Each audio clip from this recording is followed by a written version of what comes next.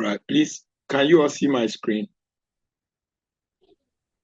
Yes, sir, we can see your screen. Enzymes. Why should we care about enzymes? All right, so there's about 5 minutes. Kindly watch this, and then we'll talk later. If you have any concern, you can jot it down. When I begin with the lecture, then you can raise it up. Well, enzymes are really important in biology because they act as catalysts, which mean that they make things happen faster. And faster is better. Imagine if you had a choice of 2 cars to take to school or work each day. Which would you choose? This one or this one? I think you would choose the Lamborghini because faster is better. Well, just like that Lamborghini, enzymes make chemical reactions in the cell go faster. If we didn't have enzymes, your body wouldn't be able to digest that cheeseburger you just had for dinner last night, or produce the energy you needed to win that marathon you were in last weekend. In fact, we simply could not survive without enzymes because none of our chemical reactions in our cells would happen fast enough. So enzymes are really very important. Enzymes are proteins, and like all proteins, they are made up of amino acids. The sequence of those amino acids dictates how the enzyme will fold and what 3-dimensional shape or structure it will have. And the shape or structure for an enzyme is crucial for its function, because enzymes are able to speed up chemical reactions by physically interacting with the reactant or reactants of a chemical reaction. The reactant that an enzyme acts upon is called its substrate. An enzyme interacts with its substrate at a specific location called the active site of the enzyme. The shape of the active site is complementary to its substrate, like a key to a lock or a dancer's foot to her shoe. This complementarity makes an enzyme specific to its substrate, meaning the enzyme can only catalyze the reaction for its specific substrate. The interaction of the substrate and enzyme leads to the formation of an enzyme-substrate complex. When a substrate interacts with the enzyme at the active site, the shape of the active site changes slightly to accommodate the substrate due to chemical interactions between the substrate and active site. This shape change allows the substrate to fit more tightly into the active site and is referred to as the induced fit model of enzyme-substrate interaction. Since enzymes are proteins, they are sensitive to the same environmental changes that affect protein folding, such as temperature or pH. All enzymes have an optimal range of temperature and pH at which they work best. Fluctuations from the optimal range can lead to enzyme denaturation. Denaturation alters the shape of an enzyme, including its active site, which can prevent the enzyme from being able to interact with its substrate. Enzyme function can also be blocked by inhibitors. Enzyme inhibition is extremely important in health and medicine, since most medications that you can buy from a pharmacy or that are prescribed by your doctor function as inhibitors of enzymes in our bodies. Enzyme inhibition falls into 2 broad categories: competitive inhibition and non-competitive inhibition. Competitive inhibitors resemble the normal substrate for the enzyme and bind at the active site of the enzyme. They therefore compete with the substrate for occupancy of the active site. An example of a competitive inhibitor is a family of drugs known as statins, such as Crestor and Lipitor, that are used to lower cholesterol levels. Statins function by competitively inhibiting an enzyme in the body that is required for the synthesis of cholesterol.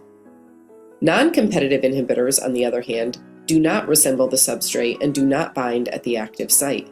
They bind the enzyme at an alternate location, but the binding of a non-competitive inhibitor alters the shape of the active site, preventing the substrate from being able to bind.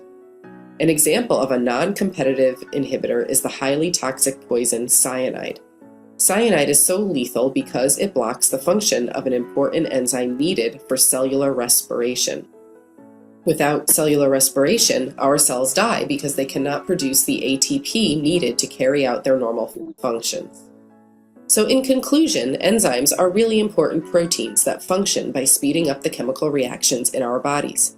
They interact with the substrates at their active site, forming an enzyme-substrate complex. A large part of the world's pharmaceutical industry relies on the fact that enzymes can be inhibited.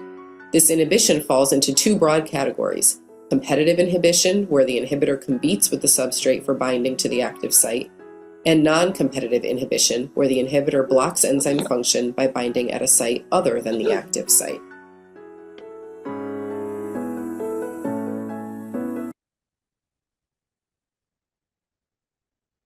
All right. Lisa, I hope you all saw what I showed you. So this video, in essence, summarizes all that I wanted to talk about with regards to enzymes. Number one, what are they?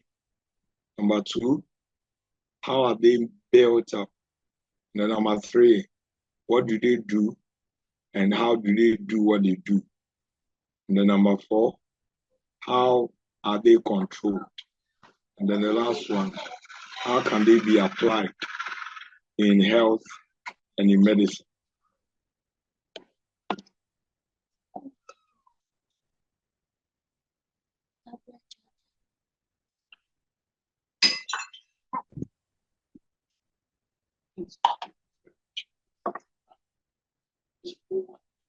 Hello, Kasiwa. Mr. Kwarteng, good afternoon, please. Yeah, good afternoon. Please, so when the woman was narrating, she said they are sensitive to environmental changes. Yes, I'll talk about that. Are you okay? Okay. All right. This is just a teaser. So let me just start with the lecture, and if I'm able to get there, I'll talk about that. Okay. Thank you. All right, thank you. Okay. So generally, enzymes. Now, enzymes are very, very important biomolecules which occur within us. Are you okay?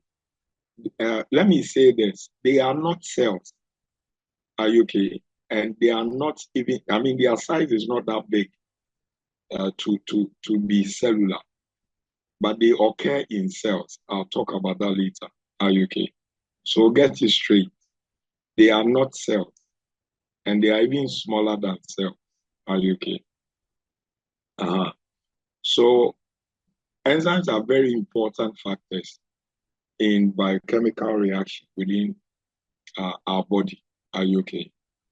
As we all know, they are biological catalysts. And as catalysts, what do? They speed up biochemical reactions. Why is this important? This is important because if you remember in our earlier discussion, I told you that biomolecules, are you okay? Biomolecules, especially the organic biomolecules, react very, very slowly among themselves. Are you okay? In fact, some of the reactions are too slow that they are considered immaterial or non-feasible. Are you okay? They are too slow that they are considered not to even happen. Are you okay? At the end of the day. So, in the context of these slow biochemical reactions, enzymes come in to mediate and hasten. Are you okay? And hasten biochemical reaction. Somebody will say, why does this matter? This matters because, number one, almost all the living processes that occur within our body, are you okay, are mediated by enzymes. So enzymes are not only important in digestion, but every process that helps in our life and existence as biological entities, are you okay, it's mediated some way, somehow by enzymes. So we can talk about respiration, irritability, excretion, reproduction, nutrition, growth, and development, and etc. All these physiological activities, which are signs of life and living, are mediated by what? Enzymes. So enzymes are very, very crucial for such activities. I gave the example in the earlier lecture. Come to think of it, that somebody tickle you and it takes about 1 week before you can be aware, are you okay, neurologically, that you have been tickled. And probably it takes you about 1 more week to develop a response, and another week maybe to laugh yourself through the tickle. I'm sure you know the implications. Our actions as humans, are you okay? And responses will be very, very incongruent and inconsistent. Are you okay?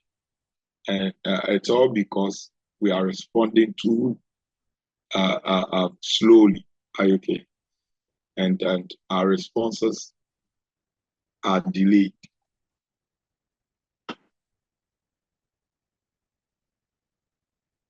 Okay, so it's very, very important that our responses are timely.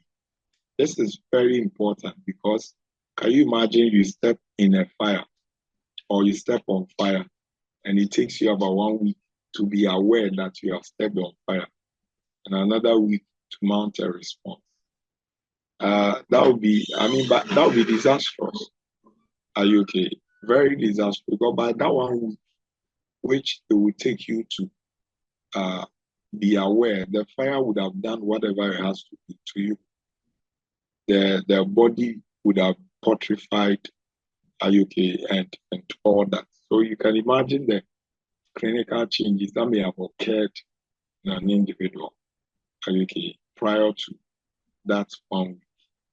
So we need to mount a response, and the response should be very quick and to some extent spontaneous, are you okay, to the stimulus.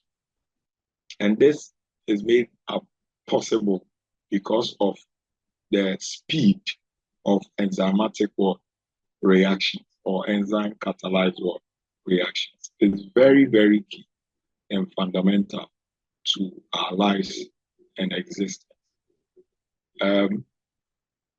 So number one, enzymes physiologically, are you okay, enable us to mount all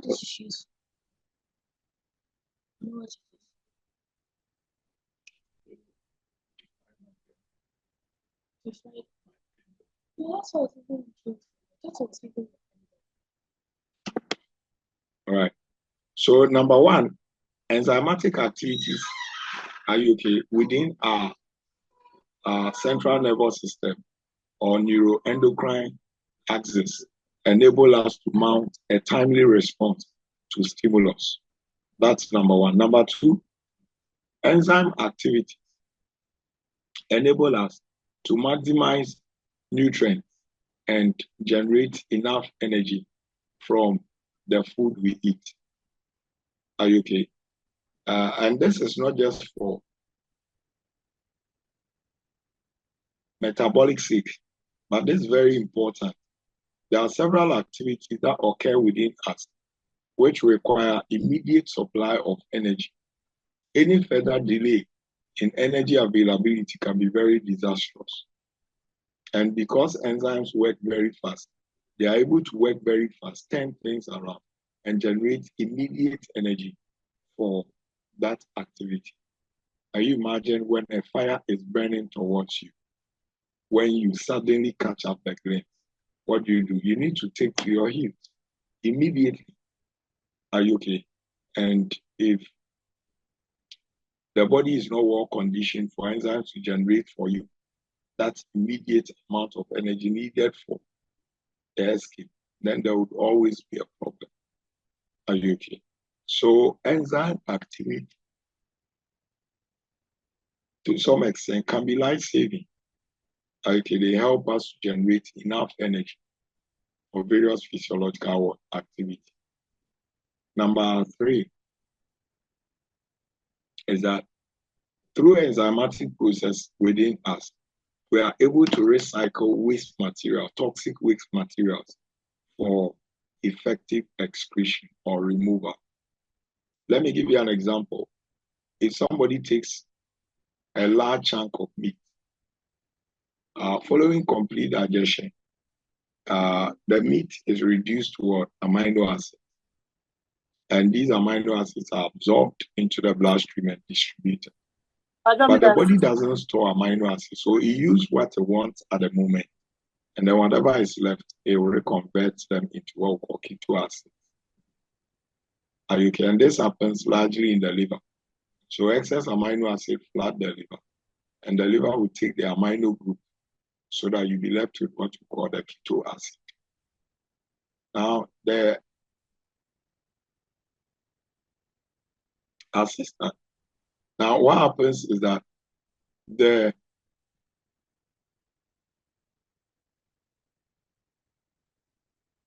liver takes the amino acid and remove the amino group from it. Okay. And convert the amino group into what we call ammonia. And ammonia is a very toxic compound. Okay. So if you leave ammonia within our blood, it can create a lot of mental problems. Okay, and encephalopathy. So to ensure that this doesn't happen, the ammonia is joined to carbon dioxide or in the liver through a reaction called urea synthesis. Then this procedure ends up with the formation of what? Urea. But urea is toxic, but less toxic compared to carbon dioxide and ammonia when they are left alone.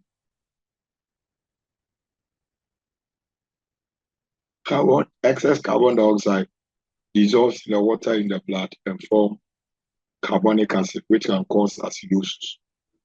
And then ammonia too can cause encephalopathy. So you can imagine the complicated effect of these ones. But once they are joined by the enzyme urea synthase, okay, they form urea, and the urea is excreted, okay, within our kidney. So this is how the various activity of enzymes supports our life. Okay. The last thing is that enzymes also help in the synthesis of important biomolecules. So if you look at very important biomolecules like glucose, okay, when people are fasting, they are not eating. So there must be another source for glucose for the body. And that glucose comes from what?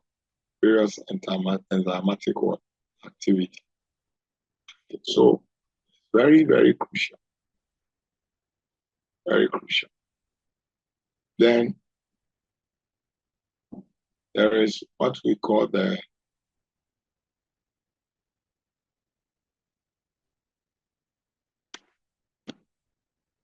okay. So that's basically about the physiological importance of enzymes. There are more, but we'll look at that later. And then later, maybe at the end of this lecture, or probably this whole topic, we'll look at the clinical applications. Okay. What we have done is to look at physiological. Okay. Then we'll look at the other applications. Okay.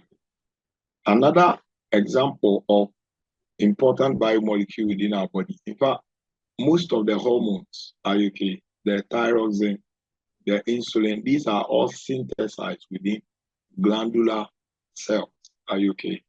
So the growth hormone or thyroxine from the thyroid gland, then the insulin from the islet cells. So they produce these, okay, which are synthesized within us, and then they are stored and discharged, okay, into the bloodstream for effective catalysis.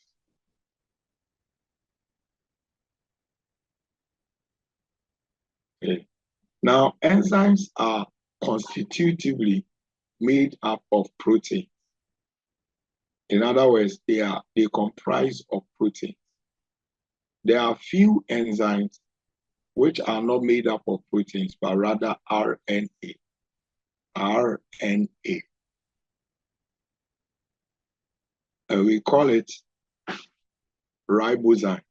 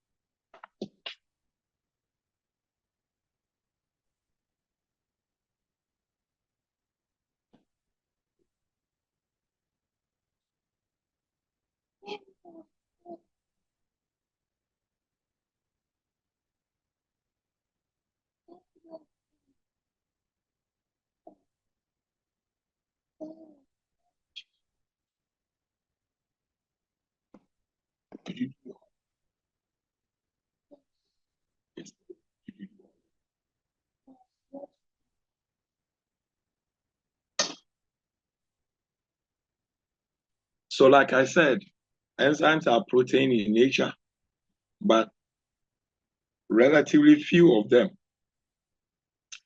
are rather made up of RNA, and so we call them ribozymes. Okay. Now, the enzymes act on specific substances and transform them to become products. For instance, if you take an enzyme like maltase, maltase will act on maltose and convert the maltose to become glucose. Okay. Lactase, as an enzyme, will act on lactose and convert it to glucose and galactose. Are you okay?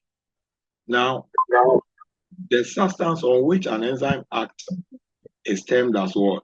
Substrate. Substrate. So, and different enzymes have different substrates. So if you look at the illustration I gave you, the substrate for lactase will rather be what? Lactose. The substrate for maltase will be what? Maltose. Are you okay? So basically, this is what it means. And for the fact that enzymes are made up of proteins, it confers two different characteristics on the enzyme. It has an advantage and a disadvantage. Are you okay? The advantage is that, you know, proteins are built up from a 4-tier or 4 levels of structural buildup. And the essence is to ensure that the final product is very robust, resilient, and functionally relevant. Are you okay? And for the fact that enzymes are made up of proteins, it means that enzyme formation also go through these levels of what? Intricateness, so that enzymes are able to demonstrate some robustness in their activity. Are you okay? And fine-tuning and double-checking and all that. Are you okay? Yes, sir. Okay.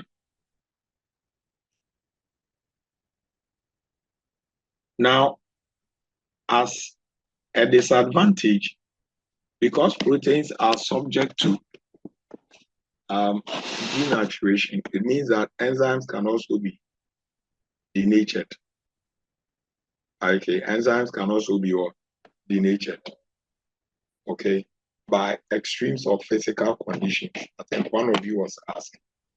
So extremes of temperature, extremes of pH destroy the enzyme. Are you okay? Now, structurally, every enzyme or most enzymes are globular in shape. Are you okay? If you remember when we were looking at proteins, we said that proteins can be distinguished in terms of their shape. Are you okay? So we can have the fibrous protein and the globular protein. Okay, so enzymes are an example of globular protein. Yes, Mariama.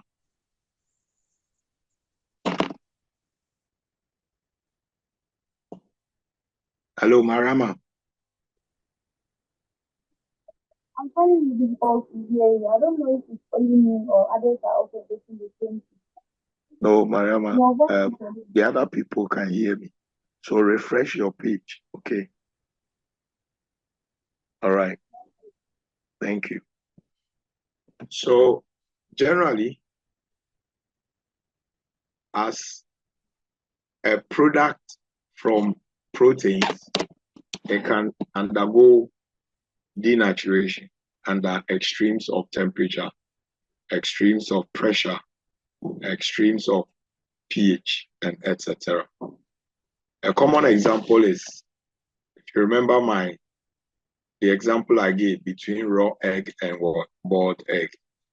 The raw egg has to be cooked to get a boiled egg. And you can see that there's marked difference between the two. The boiled egg is a bit solid, and the other one.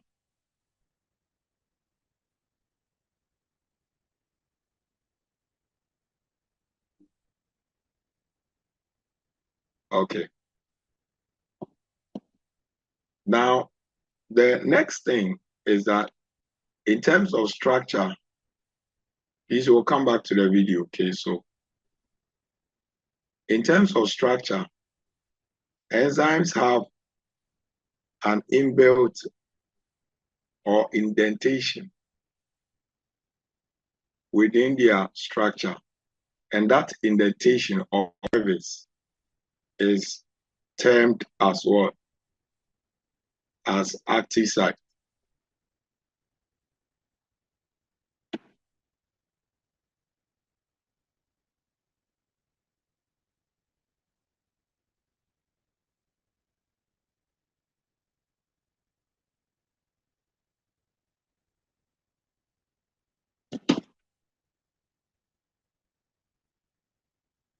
Okay, so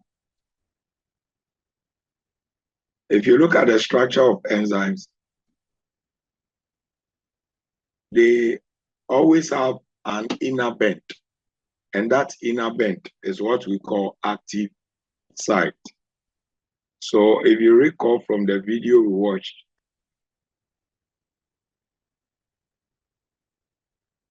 you could see that there was an active site in the enzyme.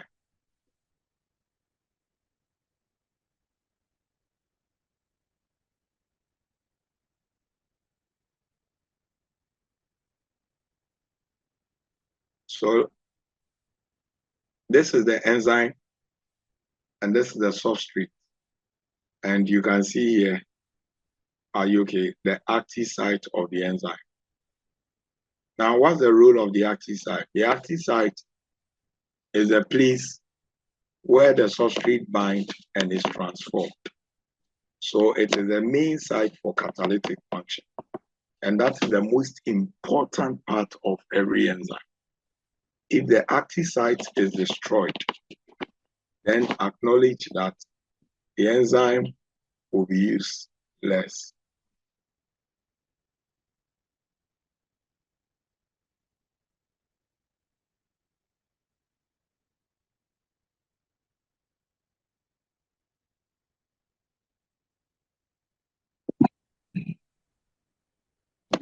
Okay, so this is the active site,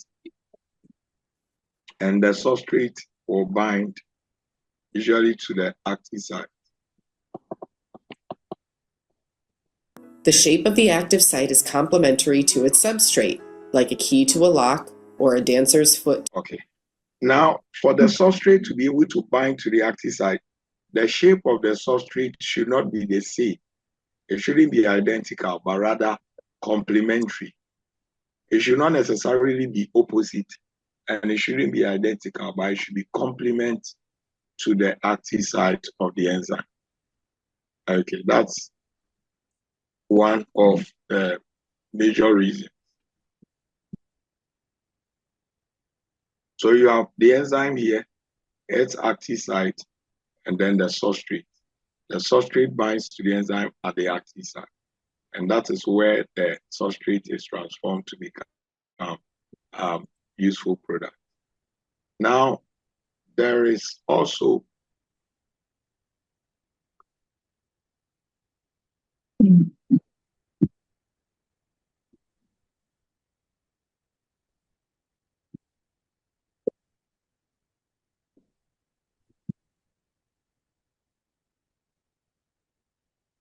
Okay. Now, the active site of an enzyme consists of two main parts.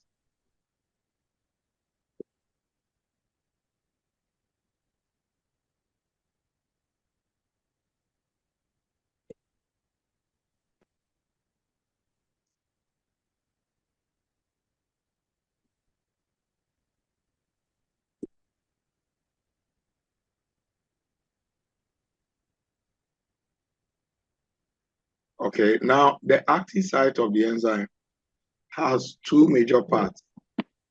Number one is what? The binding site. And then you also have what we call the catalytic site. The enzyme usually uses the binding site to hold the substrate in position. So if you look here, this whole thing, space, is the active site. But the enzyme has two major.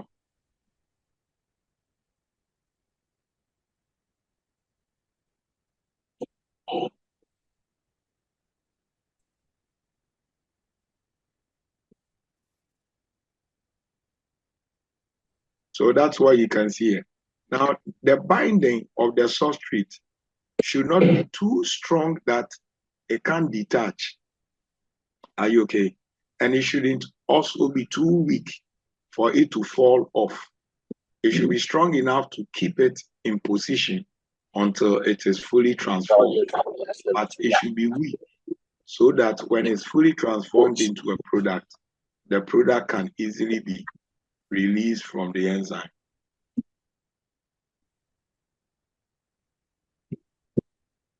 Okay, so these are classical examples of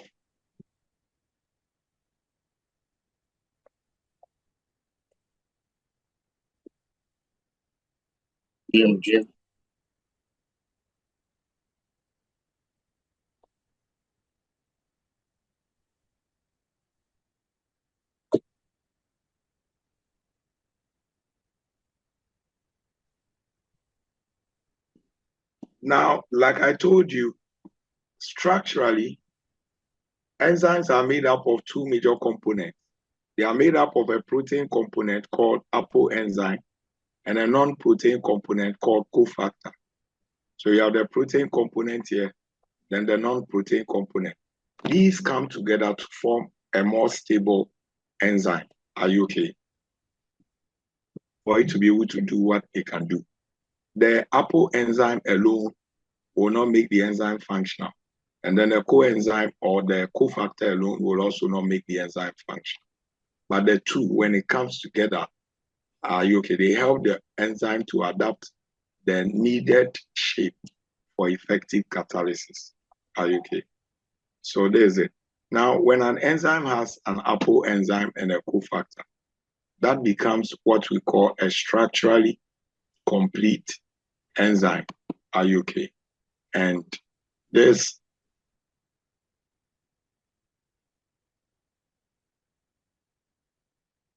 very important, like the body of Christ. Are you okay? So, all right. Now, the cofactor can exist in two forms. It can exist as an organic compound or exist as metal ion. If it exists as an organic compound, then instead of it being called cofactor, we rather call it what? Coenzyme.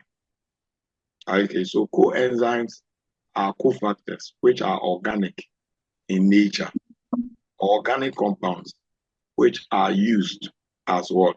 Cofactor. Okay, and if we have done this, maybe under rain.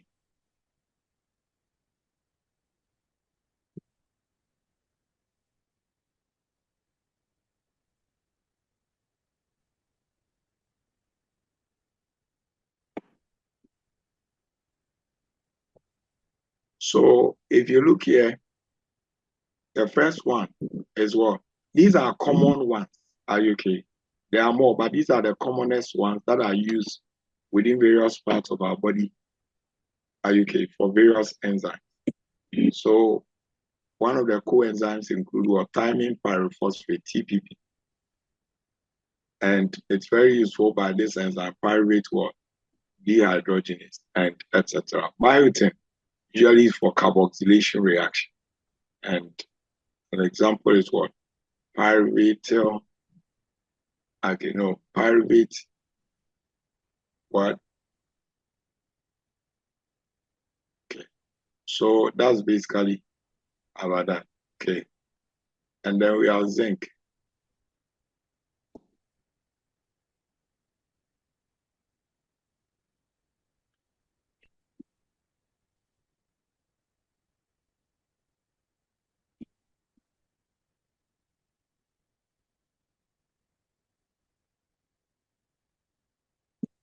Okay.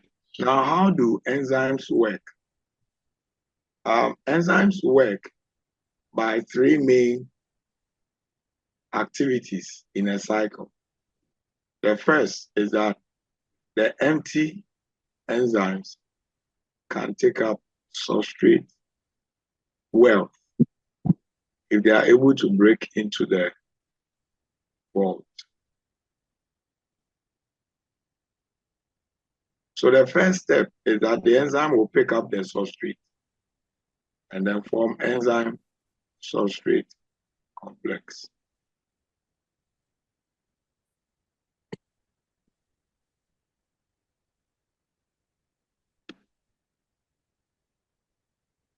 So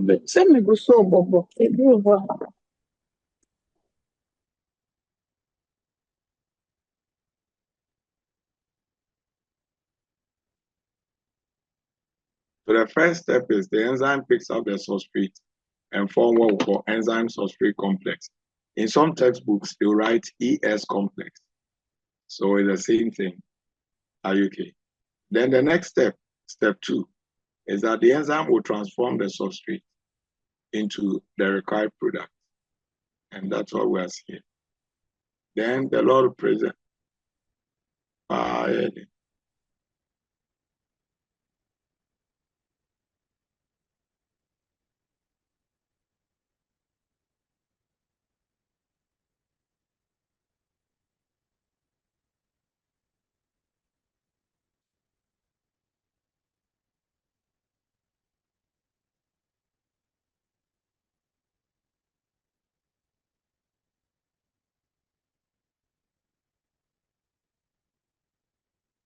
Okay. And then the last stage is that the enzyme will release the product and then become free. And once it becomes free, it can pick up another substrate and then go through the cycle. So you could see that usually in studies involving enzymes, we use very small amount of the enzyme because throughout this cycle, it's able to completely convert almost all the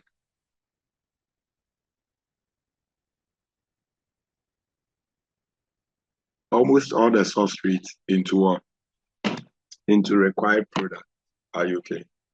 So metabolically, okay, you would realize that during the reaction, the amount of substrate begin to reduce because they are being converted to product.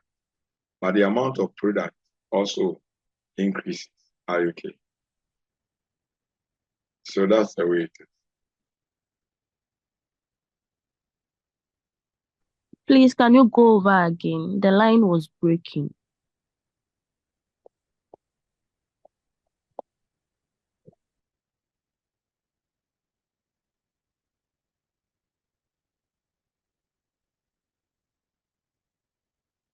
All right. So this is basically how enzymes work. Now let's look at where enzymes occur within our body. Like I told you, enzymes are widely distributed within our body. Number 1, enzymes occur in the cells. Are you okay? They occur in the cells. So everywhere there's an active living cell in your body, there are a lot of enzymes inside the cell. And inside the cell, they are not just lying there, but they are widely distributed in various organelles. So inside the cell, there are specific enzymes which occur in the mitochondria, specific group of enzymes which occur in the nucleus, okay. Other group of enzymes that occur primarily in the endoplasmic reticulum, in the Golgi apparatus, and the rest, okay.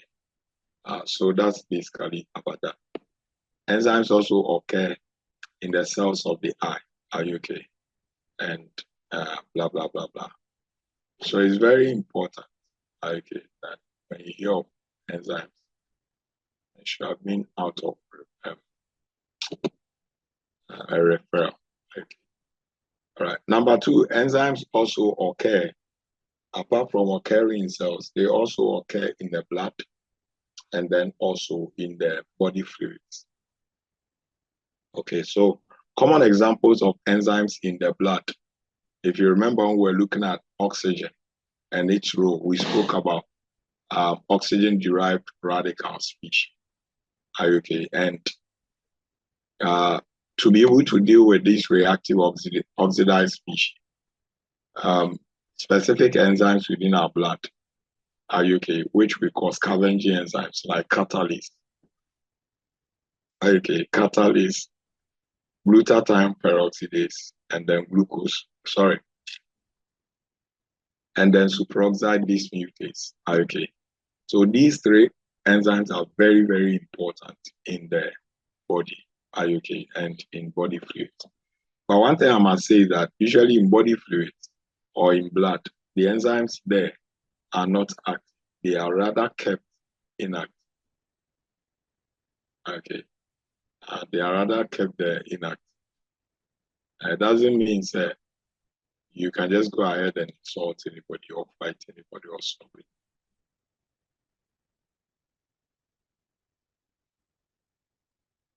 So they occur also in body fluids, but usually in body fluids, they are kept in the inactive form. We call it zymogen, okay, or proenzyme. Example is prothrombin, which is necessary or required for blood clotting. The clotting cascade involves the prothrombin being converted to what? Thrombin.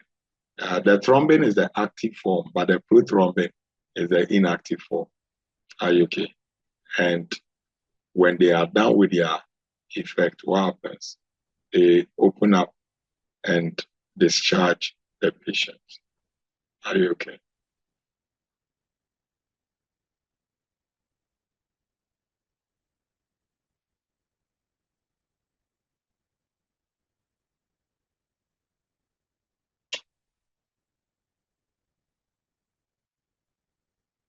Okay. The last thing is that enzymes also occur in body secretion. Body secretion. So like I spoke about, enzymes in body fluids and in blood. There are also enzymes in body secretions like saliva. Saliva contains what? Salivary amylase. You have another body fluid, tears, okay. Tears, which flow from our eye, also contains what we call lysozyme. This enzyme usually attacks the cell wall of most bacteria. So usually in the early days, when people have itchy eye or that they suspect may have been an infection, then they come early to the hospital, take a blood sample, and then make us aware, okay, how it's going to fund them. So body secretions like tears, which contains lysozyme, and then saliva, which contains salivary amylase, also do contain what? Enzymes, okay. And these are not the only one. Even semen contains some amount of enzymes, okay. And then you also have vaginal fluid you can talk about. I mean, the secretions are so many, okay. Gastric secretions within our stomach contains pepsin, okay. The secretions in bowel contains trypsin lipases. There's also this one, maltase, sucrase, lactase, and etc. Are you okay? So that's basically how these.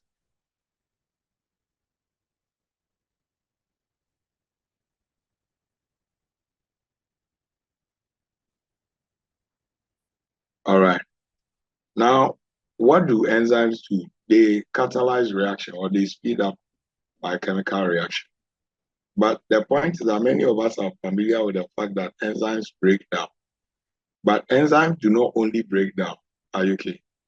If you look at this diagram, the enzyme takes a larger complex biomolecule and then splits it into smaller portions, which can be used by our body cells. We call this as hydrolytic process, okay, where an enzyme uses water to split a molecule into smaller bits. Okay, very crucial. But beyond that, enzymes also can take small biomolecules and use them to build large complex biomolecules. For instance, if you have a lot of amino acids entering into your liver, what happens? The liver takes these amino acids and use them to build a protein that you need, maybe hemoglobin, maybe bullseye, okay, and etc. Yes. The third one is that enzymes can take a molecule and transform it. So here they will not break it into small bits. They will also not build it into large complex form, but they rather can take something small and then they transform it to become another one. For instance, an enzyme, in our cells, enzymes take glucose and then convert it to what? Fructose. They also can take fructose and convert it back to what? Glucose. Okay. So it works both ways. And I pray you would all settle well with men of your dreams. All right, so basically this is it. Okay. So enzymes, number one, can be degradative. Number two, they can be synthetic. And then number three, they can also be excretory.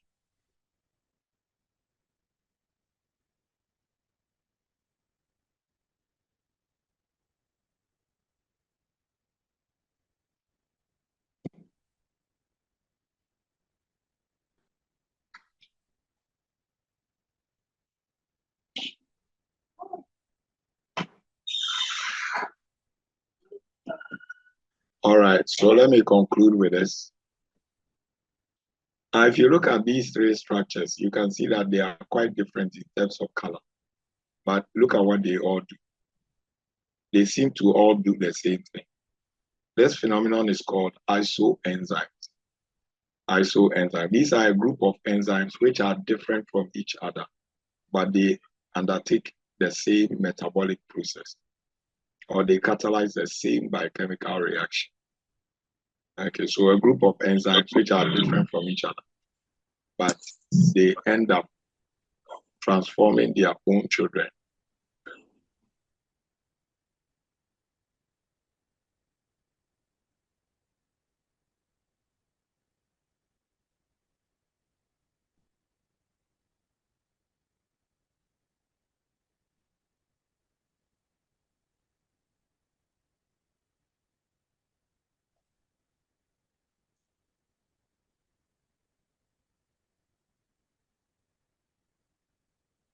Okay.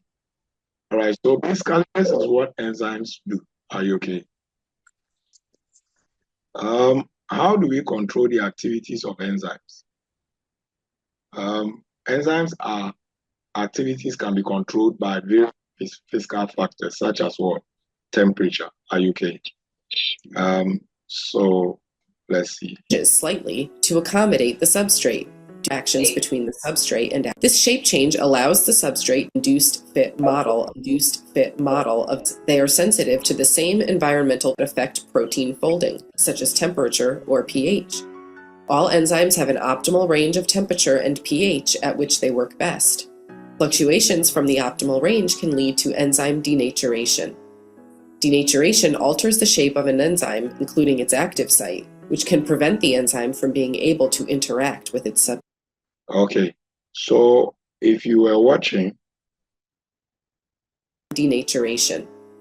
Denaturation alters the shape of an enzyme, including its active site, which can prevent the enzyme from being able to interact with its substrate. Enzyme function can also be blocked by inhibitors. when enzymes Enzyme are inhibition is subjected to extremely important extreme in health and medicine, since most medications that you can buy from a Okay. pharmacy or that are prescribed by your doctor What happens function to them? as inhibitors of The enzymes in enzymes our bodies.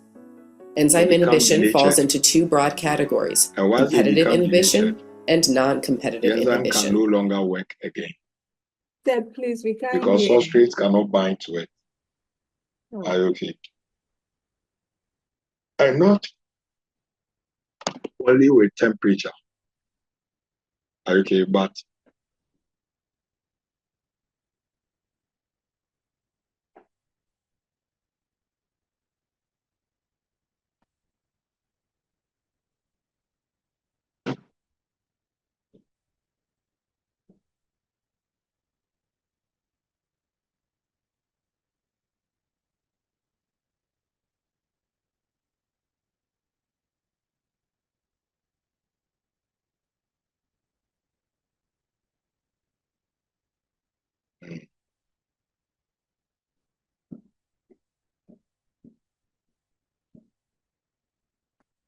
okay.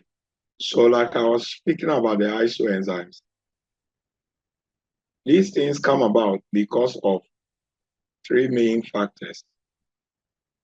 Number one, they occur because of what we call genetic differences. Are you okay? Genetic differences. So when there are notable genetic differences, that causes some of the enzymes to have different forms, even though they are still going to do the same thing. Are you okay? Number two is what? Species differences. Sometimes, let me take a typical animal and a typical human person. So let's take a mammal, maybe a lion, are you okay? And then human. Just as the lion is, so the human go, are you okay? And to talk about all that you see of those people, don't you worry. Then what we have, or what we could say, is that enzymes exhibit isoenzymatic property because of number one, genetic differences between the sources, and number two, species difference. So, example, bacteria undergo reproduction. Humans also undergo, our human cells also undertake reproduction. So the enzymes that are needed as in bacteria, so are they needed also in what? In humans. Are you okay? So you would realize that an enzyme like DNA polymerase.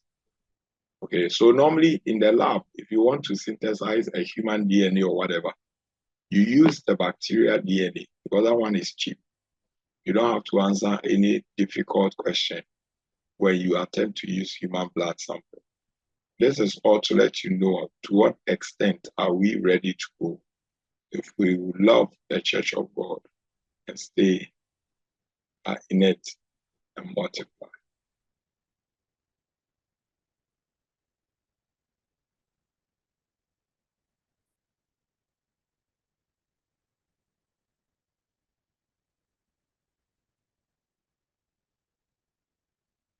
All right, so common examples of lactate or of enzymes that exhibit isoenzymes include lactate dehydrogenase. We also have creatine kinase. Okay, this one is used a lot in monitoring patients with hypertension and other cardiac diseases. Then you have alkaline phosphatase. This is also used a lot in the lab for bone and then intestinal complications, okay, and even for liver and others. Carbonic anhydrase It's also used. Okay. There are more. These are just few examples, so you will know. So an example is the lactate dehydrogenase. It has 5 isoenzymes. Lactate dehydrogenase 1, lactate dehydrogenase 2, lactate dehydrogenase 3, lactate dehydrogenase 4, and 5. Okay. And if you look here, you can see that they occur differently in different tissues. And that's what I was saying, that isoenzymes come about, number 1, because of genetic difference, number 2, because of species difference, number 3, because of tissue, of origin. So if they occur in the liver, they will have a different form, or compared to the ones that occur in the kidney, because the environments are different. So that's that.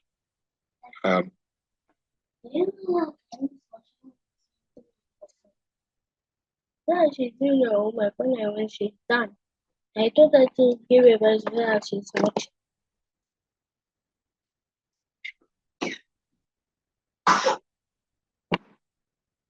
So if you look at these diagrams, this is LDH1, this is LDH2, LDH3, LDH4, and LDH5.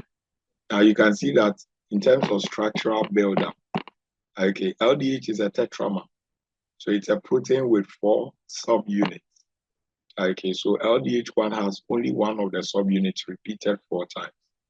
LDH2 rather has 3 of one particular subunit and then the other one. Then LDH3 has 2 each, or a pair each. And have LDH4 and 5. So you can see the structural differences. So they are not the same in terms of structure, but they do the same thing. And they occur in different tissue. The LDH1 occur a lot in the liver. Then you have LDH3, luckily,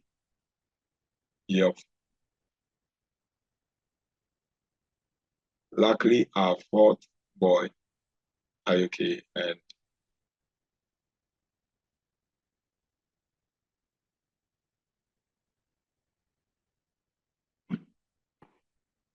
so you have the liver, which contains a lot of LDH1. Then the heart, which rather has LDH1, 5. And you can see the vast difference between them. So because of the differences in tissue, different tissues would create or come up, or if the enzyme is produced in different tissue, they come up differently. They come up differently. And that's why we are seeing what we are seeing here. All right, let me hold it here. If anybody has a question, then you can ask.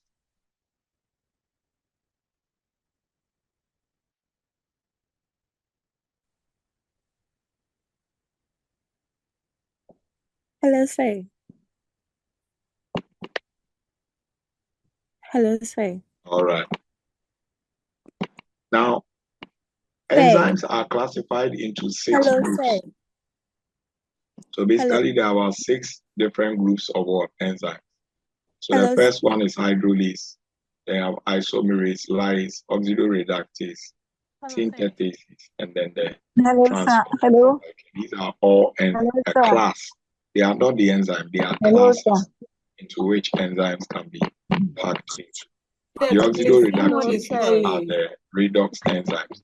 So anytime you hear the name oxygenase, oxidase, dehydrogenase, these are all examples of what we call oxidoreductase.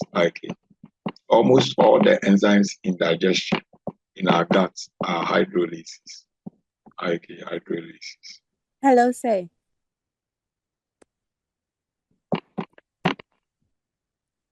All right.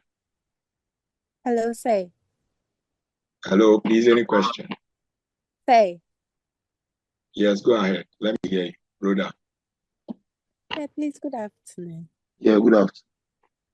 Sir, please, we beg you with the name of God, we want to ask how the end of SEM is going to be. Why? Hello. Please come again, Rhoda. Sir, please. I beg you with the name of God. I want to know how the end of semester exams is going to be. Okay, we'll talk about that next week, God willing, when we meet. Okay. Oh, okay, All right. okay. Thank you very Okay. much. God Yes, bless you. another person, Juliana, your hand is up.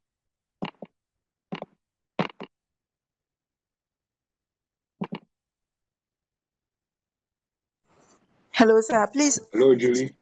Yes, sir. I wanted to find out about the body fluids when you were talking about them. So, like sweat, what enzyme is can it be considered as part of the body fluids you mentioned, like tears, saliva, and all those things? Please come again, Julie. So, sir, when you were mentioning examples of body fluids that contain enzymes, then you mentioned tears, for example.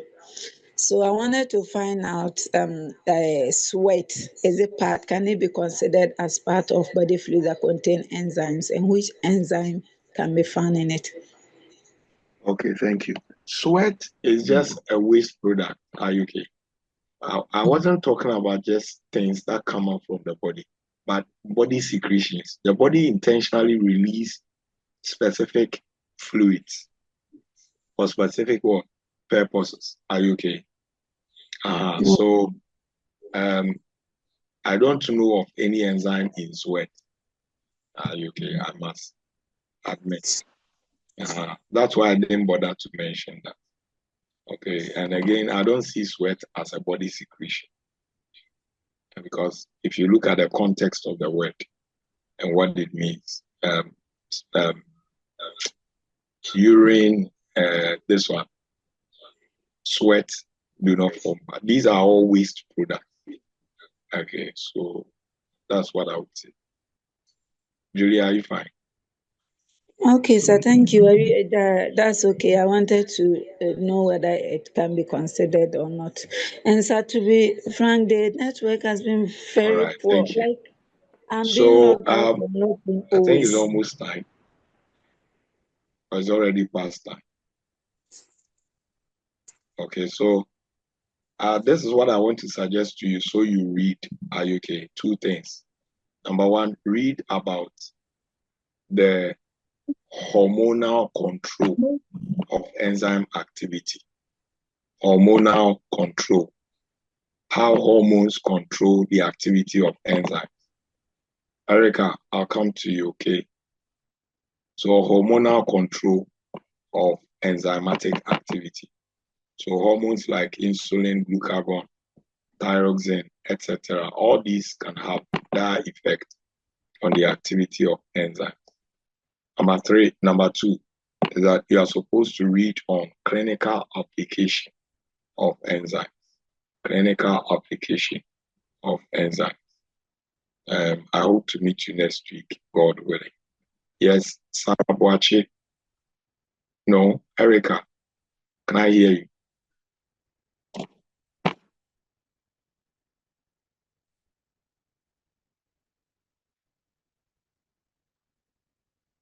Hello, Erica.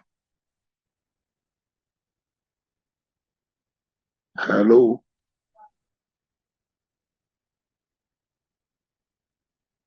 Okay. Sorry, Erica, I can't hear you. Okay, so let me go to Sarah. Sarah.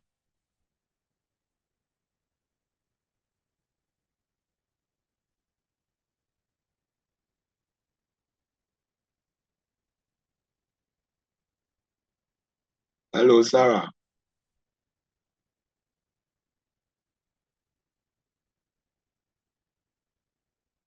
All right, so thanks to all of you for coming. I hope to see you, God willing, next week. And then we'll bring closure to our lectures. I wish you all the best of the weekend. Don't forget to go to church tomorrow. And may there be no danger nor trouble for you in this Easter season. God bless you.